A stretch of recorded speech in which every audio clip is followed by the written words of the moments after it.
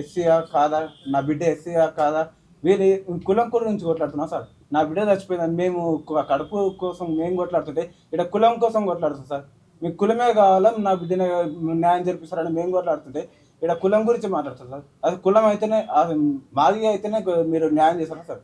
న్యాయం అంటే కులం కాకపోతే చేయరా? ఇది సార్ మేము కోరుకున్నది. కొట్టిన వాళ్ళ సర్పంచ్ ఉన్నాడా?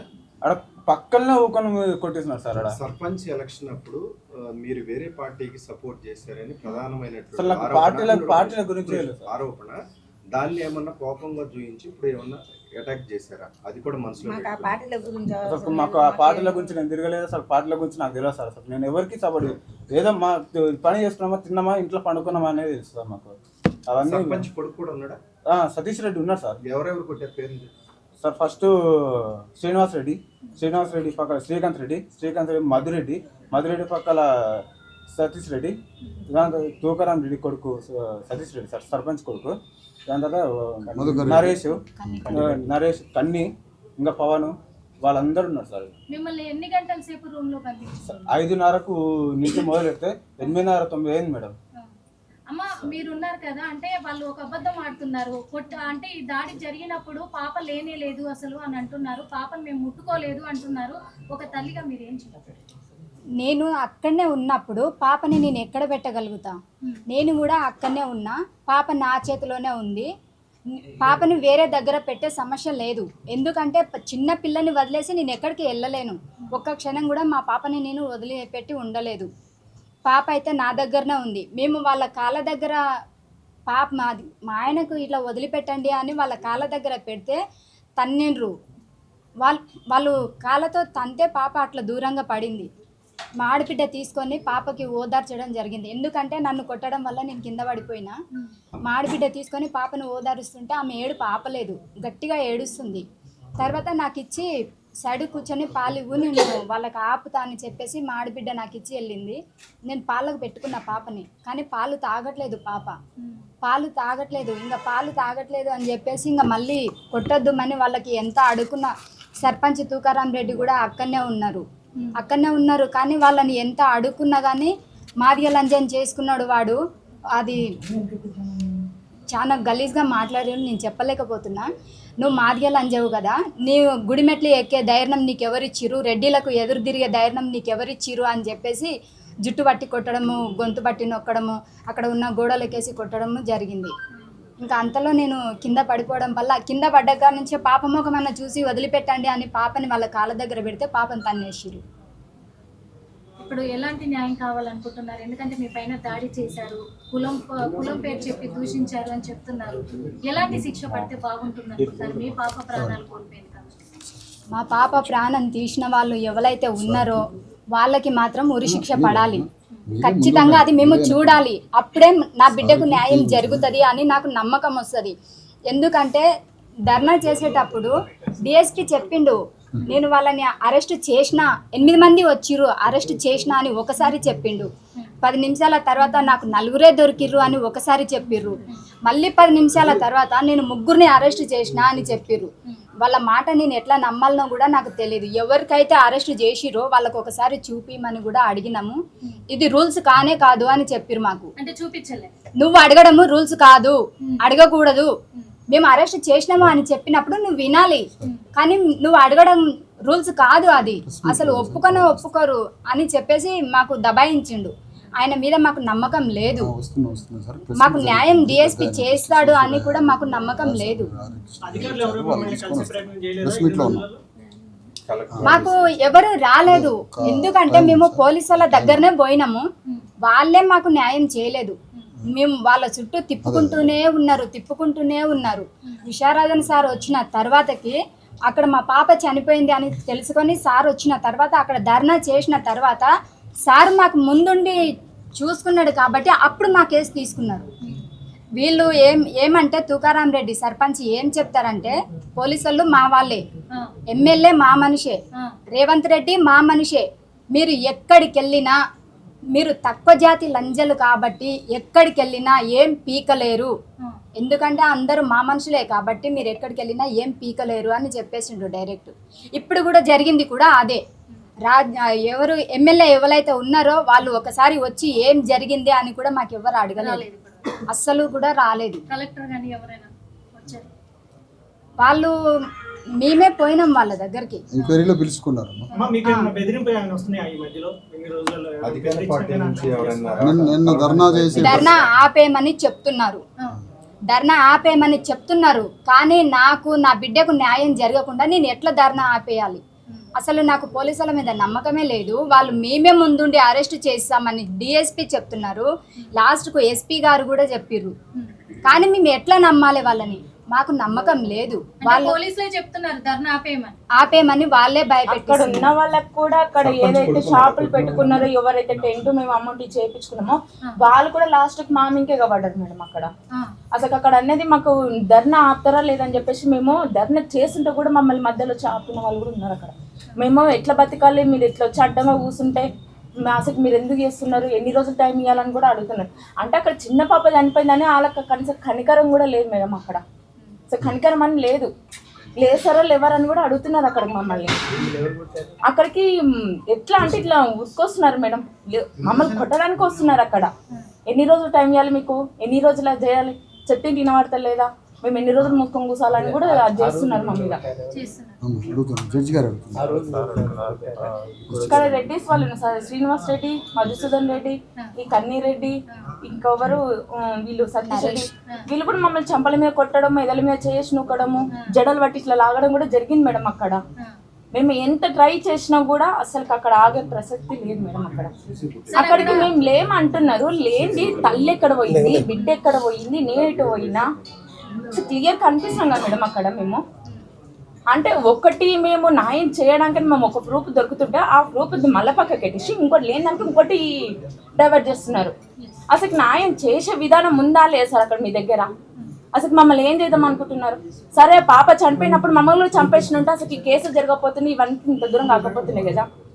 చంపేసి ఇప్పటి కూడా చంపేయండి, మేము నడి రోడ్డు మీద వండుకుంటాం. మా పాపకు న్యాయం జరిగినప్పుడు మమ్మల్ని కూడా చంపేసేయండి, మీకు ఏ కేసు ఉండదు, ఏది ఉండదు. మీరు జైలు అయితే ఎవరైతే ఉన్నారో వాళ్ళు కూడా సేఫ్గా బయటకు వస్తారు. మా మీదనే ఇంకో తప్పు ఉందని చెప్పేసి ఇంకెంతగానో మంది చేస్తారు మా మీద. అసలు మాకు తినడానికి తిని కూడా గతి లేదు సార్. మేము ఒక్కరోజు పూట పనికి పోతేనే మాకు తినడానికి గతి ఉంటుంది. మాకు అక్కడ ఉండడానికి ఇల్లు కూడా లేదు. మాకు వచ్చిన ఇల్లు కూడా వాళ్ళు ఆపేసిరు. పక్కలే సర్పంచ్ ఇల్లు, మా ఇల్లు ఇట్లా పక్కకు ఉంటుంది సార్. అక్కడ వీళ్ళు వచ్చి ఊళ్ళో మంచిగా బతుకుతారు, మంచిగా ఉంటారు. ఈ కొడుకులు ఏ చేసినా ఏ దానికి భయపడాలని చెప్పేసి మా మీద పగేసారు. వాళ్ళిద్దరికి మేము పోలే, మా ఇద్దరికి వాళ్ళు రాలేదు. మేము ఇక్కడ కోరుకుంటున్నది ఏంటంటే కంపల్సరీ 100%గా మా పాపకు న్యాయం జరిగేంత వరకు మేము పోరాడుతూనే ఉంటాం. ఆ కొడుకులు ఎవడైతే ఉన్నాడో వాళ్ళని కంపల్సరీ ఊరికి శిక్ష చేయాలని నేను కోరుకుంటున్నా. అంతవరకు ఈ ధర్నా ఆపేదే ప్రసక్తే లేదు. నడి రోడ్డు మీద మేము కూర్చొని ఇప్పటి కూడా ధర్నా చేస్తాం సార్. అక్కడ ఆగిన ప్రసక్తి అయిన సరిగా ఇక్కడైతే ఆగే ప్రసక్తి అయితే లేదు. ఒక్కవేళ మీరు ఆపాలనుకుంటే మా ప్రాణాలు తీసేయండి. నేను కోరుకుంటానైతే ఇది. సీఎం రేవంత్ రెడ్డికి ఏం చెప్పదలుచుకున్నారు? ఎందుకంటే దళితుల వల్లే ఈ రోజు ఈ సీట్లో కూర్చున్నాను అన్నారు కదా, ఇప్పుడు దళితులకు అన్యాయం జరిగిందని మీరు ఇంత దూరం రావాల్సి వచ్చింది, మరి సీఎం గారిని ఏం కోరుతున్నారు? నేను ఆ సార్ని మాత్రం ఒక్కటైతే రిక్వెస్ట్ చేస్తున్నా, చూడండి సార్, మీరు ఎక్కడున్నా సరే కానీ ఈ వీడియోలు మీకు ఆల్రెడీ మీకు చేరే ఉంటాయి. మీరు ఏంటంటే అక్కడ ఏం జరుగుతుంది, అసలుకి మా పరిస్థితి ఏంది, మేము చేసేది ఏందని క్లియర్గా తెలుసుకోండి సార్. మీ రెడ్డిస్ అయితే మీరు ఉంచుకోండి, మేము పక్కకు ఏం వాళ్ళ అజ్జం అంటలేము. ఏంటంటే తప్పవద్దు, న్యాయం ఇవ్వద్దు, చూడండి, దయచేసి చూడండి. మీరు ఎవరో ఓట్లు వేసేది గెలవలే కదా సార్, మేము కూడా ఓట్లు వేసినాం కదా, అందులో మేము కూడా ఉన్నాం కదా సార్. దయచేసి మా పాప ఏందో, మేమేందో, మా బతుకులు ఏందో, మా జీవితాలు ఏందో ఒకసారి దయచేసి చూడండి సార్, క్లియర్గా చూడండి. దయచేసి మీ రెడ్డిస్కి అయితే న్యాయం చేయకండి, మాకు కూడా న్యాయం చేయండి. మేము కూడా ఓట్లు వేసినాం కదా సార్, మీకు గెలిపించుకున్నాం కదా మిమ్మల్ని. Thank you sir. మేము కోరుకునేది ఒకటే, మా పాపకు 100% న్యాయం జరగాలి. మీరు వచ్చి కంపల్సరీ ఖచ్చితంగా తెలుసుకోవాల్సిన ప్రసక్తి అయితే మీకుంది.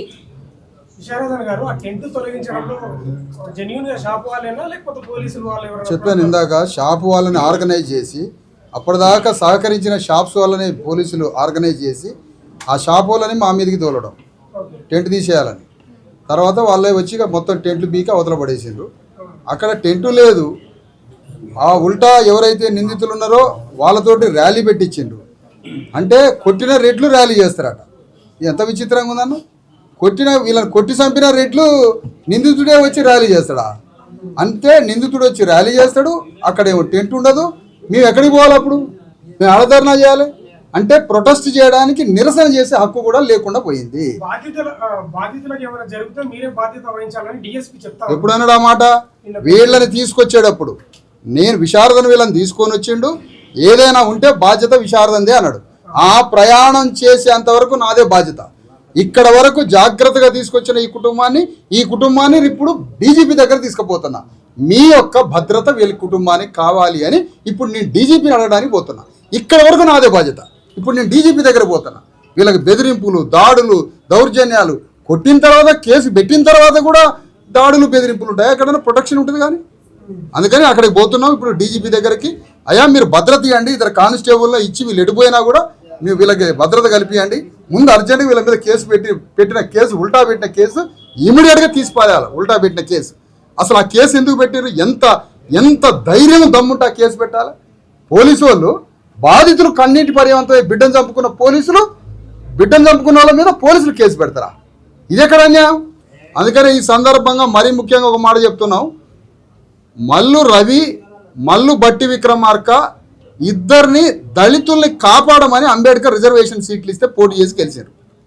సైలెంట్గా వచ్చి ఇద్దరు అన్నదమ్ములు తెలంగాణలో ఉన్నటువంటి అసలైనటువంటి ఓట్లను దోచుకొని ఇద్దరు ఎమ్మెల్యే, ఎంపీలు అయినారు. ఒక ఆయన మంత్రి, డిప్యూటీ మంత్రి. మనం ముఖ్యమంత్రి రేవంత్ రెడ్డి మీద ఫోకస్ చేస్తున్నాం. ఆయన 100% బాధ్యుడు. కానీ ఉప ముఖ్యమంత్రి దళితుడై ఉండి ఇంత భయంకరమైన దాడులు జరుగుతుంటే మౌనంగా ఉన్నాడు. ఎంత నేరస్తుడితను! నీ ఇంట్లో పెళ్ళి, వీళ్ళ ఇంట్లో సావు. ఇప్పుడు ఏం చేస్తావు చెప్పు? పార్లమెంటులో మాదిగల ఎస్సీల యొక్క ఘోషని, బాధని, కష్టాలని, కన్నీళ్ళని పార్లమెంటులో చెప్పాలని ఒక నియోజకవర్గాన్ని అంబేద్కర్ రాజ్యాంగం ద్వారా మల్లు రవి కేటాయించాడు. మల్లు రవి ఏం చేస్తాడు మరి? ఇక్కడ బాధితులను చూడటానికి వచ్చిండ మల్లు రవి, మల్లు బట్టి విక్రమార్కని ఈ సందర్భంగా చెప్తున్నాం. ముందు క్షమాపణ చెప్పండి. ఈ రోజు వరకు బాధితులను చూడలేకపోయామని క్షమాపణ చెప్పండి.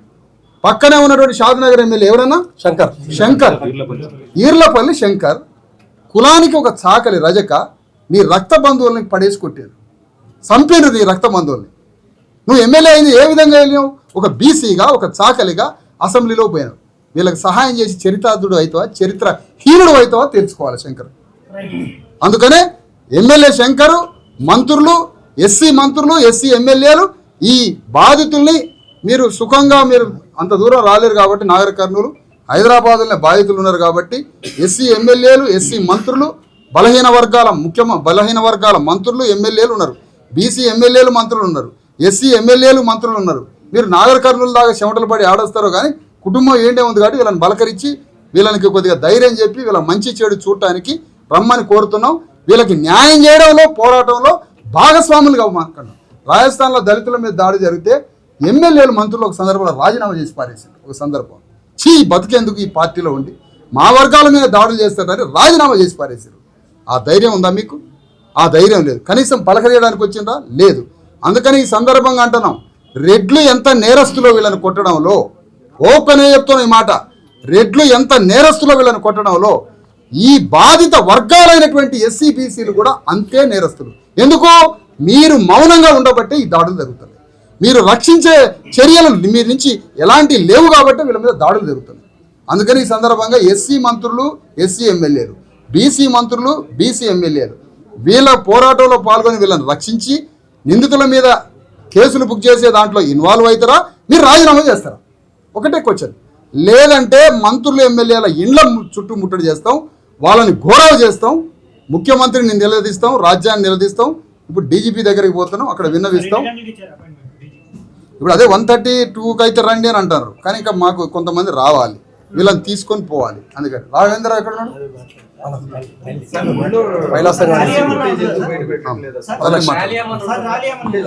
అరే ర్యాలీ లాగానే పోదాం అనుకుంటున్నాం, కొంతమంది రావాలి.